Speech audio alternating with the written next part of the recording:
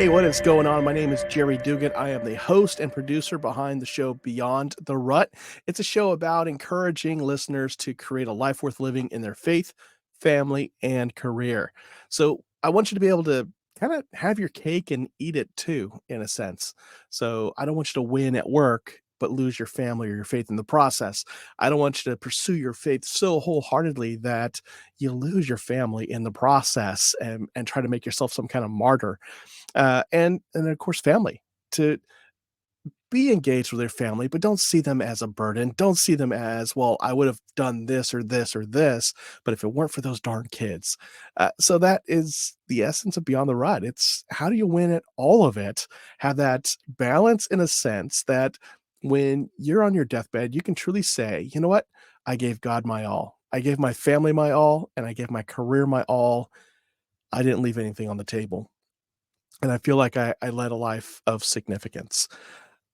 This show started in August of 2015 with myself and two good friends of mine from men's ministry, Brandon Cunningham and Sean Albright. And our goal was to specifically encourage men who are in their 30s to 40s, so 35 to 45 years old, married, they've got kids, they've got all the boxes checked of what success should look like, but deep down inside, they felt as if they weren't living that life of success. And since we were already working with and coaching men to kind of pull all these pieces together in their life, we thought, why don't we just record it? Because somebody somewhere out there will probably actually listen to us. Not the guys who keep coming back every single week, asking the same questions, taking zero action on doing anything different. And that's been over 8 years at the time I'm recording this video. And I've just been excited to say it's been a very nice ride. You know, it's not a show that's all about rapid growth and millions of downloads. Everything about this show, as far as the metrics, is on the modest side. And I'm okay with that because on occasion, somebody reaches out to me and tells me that my show, Beyond the Rut, helped them reinvigorate their life, reinvigorate their career, reconnect with their family members, or just draw that line in the sand and say, I choose to live, period. And all these stories, when they do come back to me, there's not a whole lot, but there's a nice handful. It reminds me this is why we started the show. If it helps at least one person out there get unstuck in that rut they're in and pursue that life that's beyond the rut, then this is it. This is why. Some of the stories of folks I've interviewed over the years have been just great. Like my Eric Giuliani is one guy, education consultant. I worked in a similar field, and now he did more of like the textbook and education solutions sales type of consulting, whereas mine is more instructional design and leadership development. However, he kind of looked up one day and realized that despite all the traveling he was doing, all the time on the road, he never really got to see the culture and the history and heritage of the places where he visited. And he just wondered, what would it be like if he took time off and did just that? So he took a leave of absence, went to Thailand for a month. When he came back, his employer said, hey, welcome back. However, we decided to move on without you, and we gave your job to somebody else.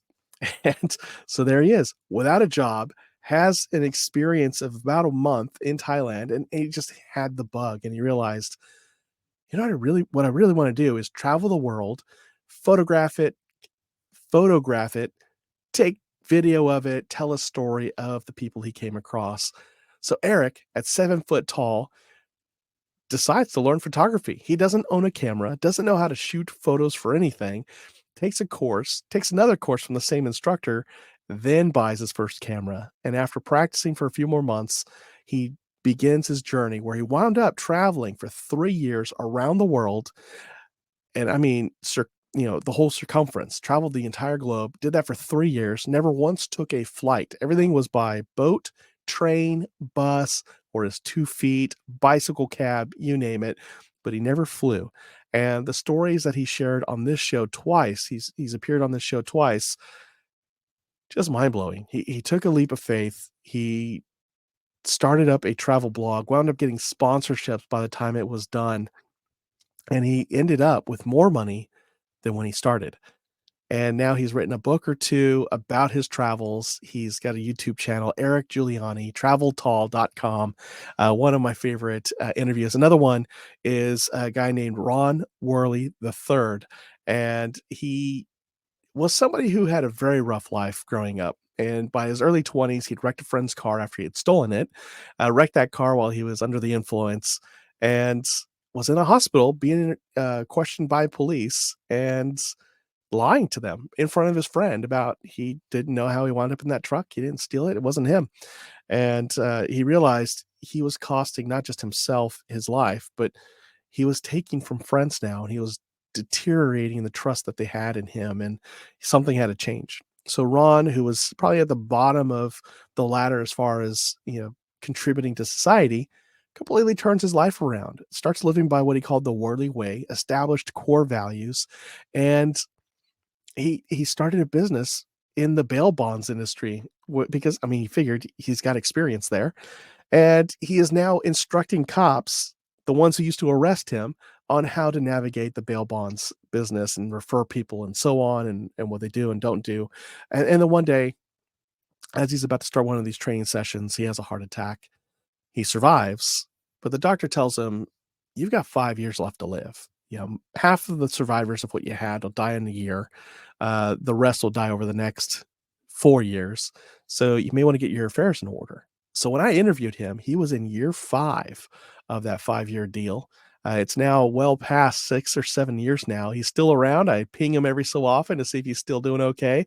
And he's just nailing things on his bucket list left and right, living life to the fullest, not accepting in the comfort zone at all.